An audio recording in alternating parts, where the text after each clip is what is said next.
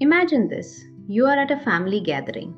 Your 7-year-old refuses to sit at the table. He walks to a corner, starts spinning the bottle cap he found on the floor, and doesn't want to eat what everyone else is eating. And immediately, you feel it.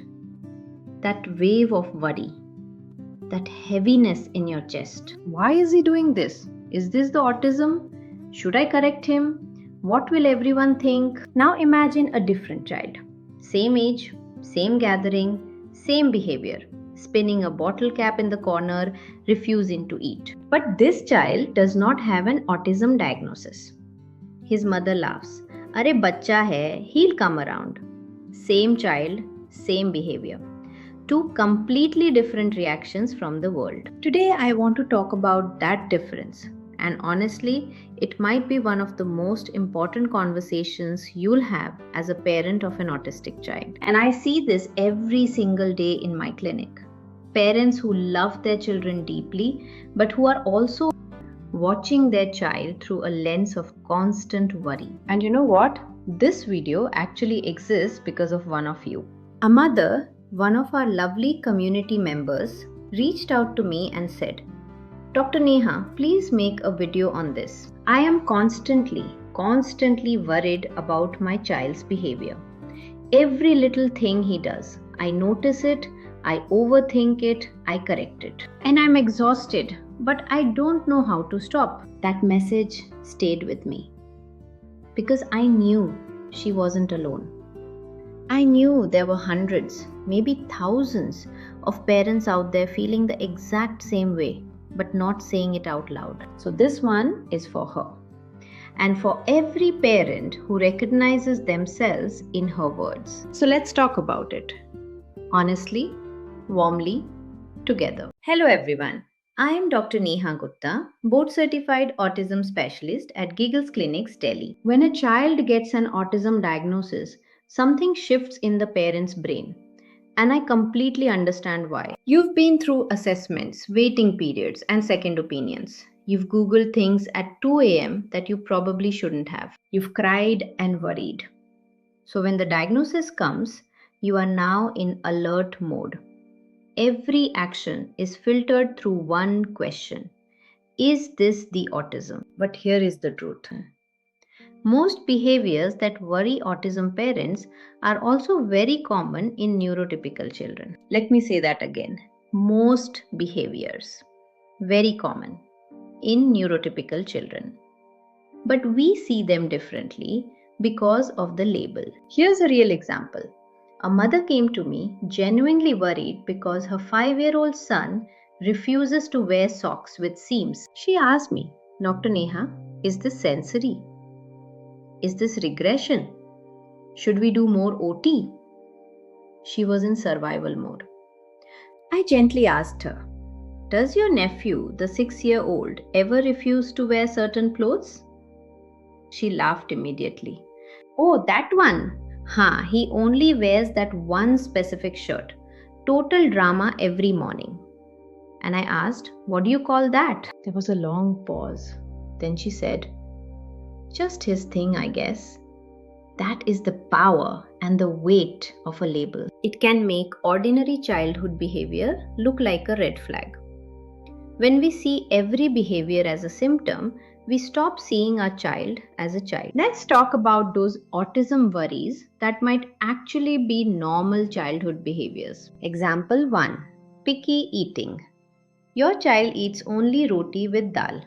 No veggies, no mixed dishes. But meanwhile, your neighbor's neurotypical child has eaten only Maggie for 2 years. Selective eating affects 25 to 35% of all kids. It's not always a sign of a disorder. Don't go into crisis mode immediately. Example 2. Eye contact. Parent asks, he doesn't look at me. Is this social avoidance? Think, when you're on your phone and your husband talks to you, do you always look up? Inconsistent eye contact is normal human behavior. All kids have distracted moments. Example 3. Repetitive play.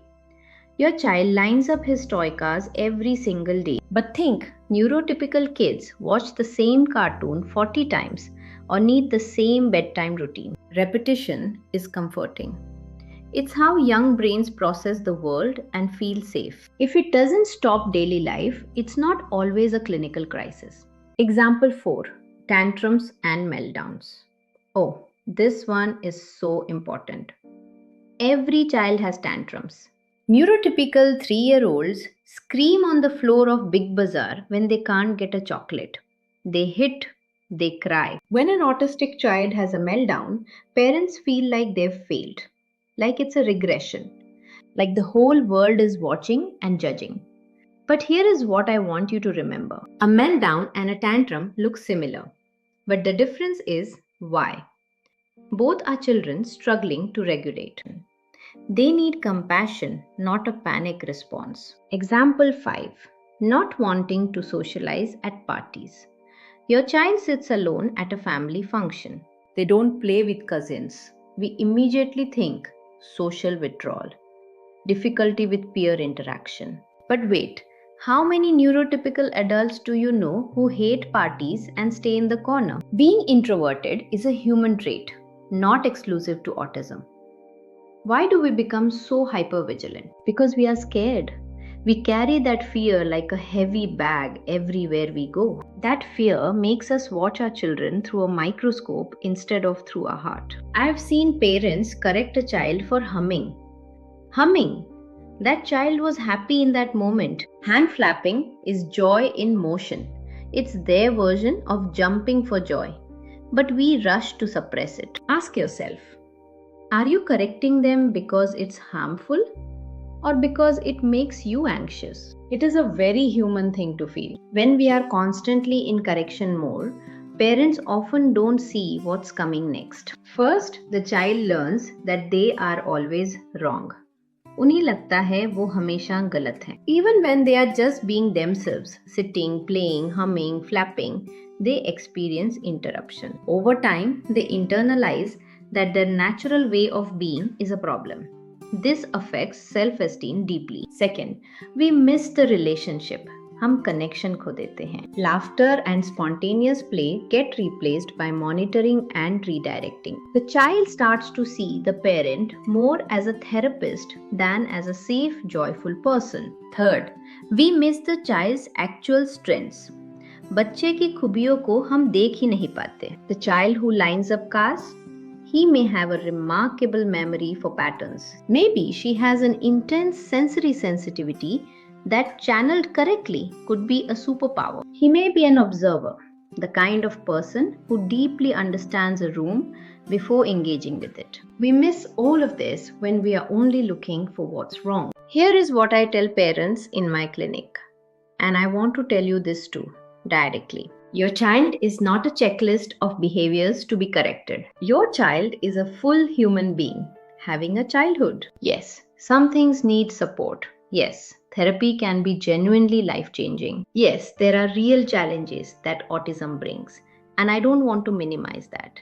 But there is a difference between support and surveillance, between helping your child grow and constantly monitoring them for signs that they're falling short. This week, I want to give you one small challenge. Every time you feel the urge to correct your child, pause for 2 seconds and ask, would I correct a neurotypical child for this same behavior? If the answer is no, maybe you don't need to correct it.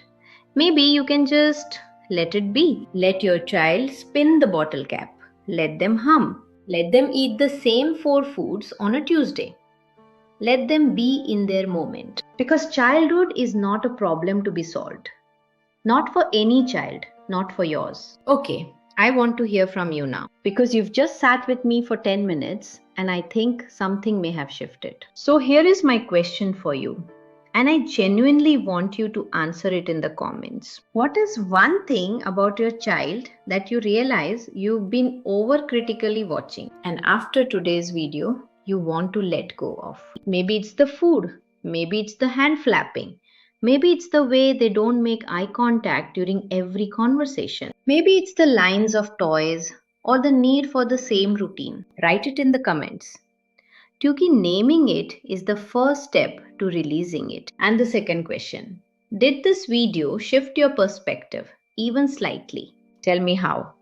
I read every comment, not my team, me, because these conversations matter to me. And if you know another autism parent who is exhausted, who is in constant correction mode, who needs to hear that their child is allowed to just be a child, please share this video with them. Right now, don't wait. Because sometimes the most helpful thing we can do for a parent is remind them your child is not broken. Your child is yours. And that is more than enough. I'm Dr. Neha Gupta from Gigglesclinics Delhi. I'll see you in the next video. Take care of yourself because a calm parent is the best gift you can give your child. अपना भी ख्याल रखिएगा.